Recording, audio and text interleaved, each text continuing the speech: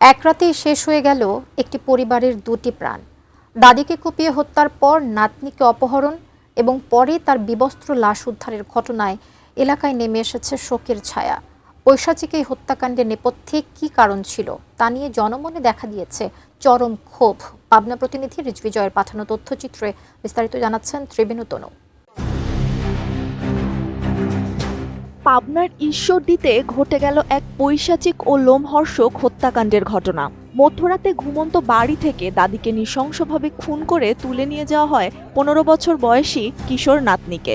কিন্তু শেষ রক্ষা হয়নি তারও। বাড়ির পাশের সরিষা ক্ষেত থেকে উদ্ধার করা হয়েছে তার বিবস্ত্র মরদেহ। পবিত্র রমজান মাসের গভীর রাতে যখন সেহরির প্রস্তুতি নিচ্ছিলেন গ্রামবাসী, ঠিক তখনই পাবনার ঈশ্বরদীর ভবানীপুর গ্রামে ঘটে যায় এক পৈশাচিক ঘটনা। নিজ বাড়িতেই ধারালো অস্ত্রের আঘাতে খুন হন 60ঊর্ধ্ব বৃদ্ধা সুফিয়া খাতুন। অপহরণের পর নৃশংসভাবে খুন করা হয় তার 15 বছর বয়সী নাতনি জামিলা খাতুনকে। শনিবার রাতের বেলায় উপজেলার দাসুরিয়া ইউনিয়নের ভবানীপুর উত্তরপাড়া গ্রামে এই লোমহর্ষক ঘটনাটি ঘটে। 32 ইঞ্চি জেভিকো টিভি এখন মাত্র 15,000 টাকায়, সাথে পাচ্ছেন 3 বছরের প্যানেল ওয়ারেন্টি। নিহতরা হলেন ভবানীপুর উত্তরপাড়া গ্রামের নজিমুদ্দিনের স্ত্রী সুফিয়া খাতুন ও তার নাতনি জামিলা আক্তার। নাতনিকে ধর্ষণের পর হত্যা করা হতে পারে প্রাথমিকভাবে ধারণা করেছে পুলিশ ও স্থানীয়রা। স্বজনদের অভিযোগ, জামিলার বাবা জয়নাল বাড়িতে না থাকায় পরিকল্পিতভাবে জামিলাকে অপহরণ করে ধর্ষণ শেষে হত্যা করেছে ঘাতকরা। বাধা দেয়ায় হত্যা করা হয়েছে বৃদ্ধা সুফিয়াকেও।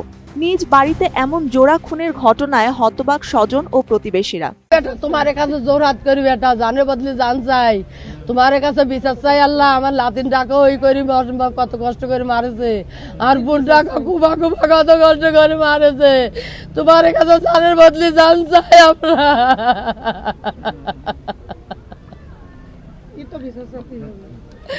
আমার বোনের বিচার চাই, আমার বোনের বিচার চাই, আমার বোনের বিচার চাই। আমার বোনকে তা কিডা করলি, কিডাই এত সত্য ছিলি রে আল্লাহ, আল্লাহ কিডাই এত সত্য ছিল আমার বোনের রে। আমার বোন তো পারা কেউ সাথে খারাপ করে কথা কয়নি, দাদা ছাড়া বেটা ছাড়া কথা কয়নি। আমার বোন 5 ওয়াক্ত দিন নামাজ কালাম পড়েছে আর ঘুমত দিদি থাকেছে না বেটা। আমি আর একবার থাই রহস্যমূলক ঘটনা এরকম আমার জীবনে আমি কোনোদিন দেখি নাই বা জানিও না। তবে এটার যেই করুক আমার আকুল আবেদন থাকবে, দৃষ্টান্তমূলক শাস্তি আমরা চাই। আমার সন্তানও নিরাপদ নাই। এই ঘটনাতে আমাদের সারা এলাকা কাঁপে গেছে, মানে ভূমিকম্পন যেরকম হয় ওই রকম সকালবেলা একটা দুর্ঘটনা হয়ে গেছে। নিরাপদ বোধ করতেছি যে এরকম বিশৃঙ্খলা ঘটনার দিনে মানে এইটা এই যে স্পেস, এটা কিন্তু বিপজ্জনক স্পেস না, নর্মাল স্পেস, শান্তিপ্রিয় স্পেস। এই স্পেসে যদি এরকম ঘটনা ঘটে তাহলে এখন আমি নিজেও, আমি পুরুষ হয়েও আমি নিরাপত্তাহীনতায় ভুগতেছি। মানে সেই মাদ্রাসায় লেখাপড়া করা শিক্ষিত মেয়ে খুবই ভালো, তারাবির নামাজও পড়াইছে, খুবই ভালো। আমাদের এই চাচি আম্মা উনিও ভালো, কিন্তু এই হঠাৎ করে আমরা এই সকাল 8টার সময় শুনতেছি যে এরকম অবস্থা।